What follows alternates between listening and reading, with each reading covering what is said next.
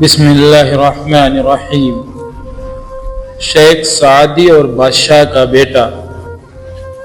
ایک بار ایک بادشاہ نے شیخ سعدی سے کہا کہ وہ اس کے بیٹے کی تربیت کریں۔ شیخ نے شہزادے کو اپنے ساتھ رکھ لیا اور اسے ایک سادہ اور محنت بھری زندگی گزارنے پر مجبور کیا۔ کچھ عرصے بعد بادشاہ بیمار پڑا اور اس کا انتقال ہو گیا۔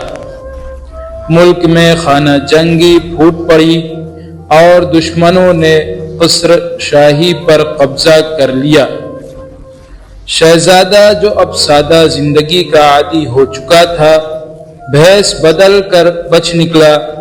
جب حالات معمول پر آئے تو وہ واپس آیا اور تخت سنبھالا۔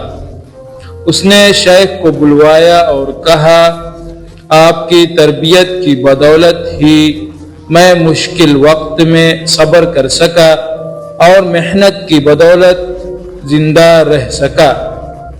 آپ نے مجھے بادشاہت سے زیادہ قیمتی ہنر سکھایا، زندگی گزارنا۔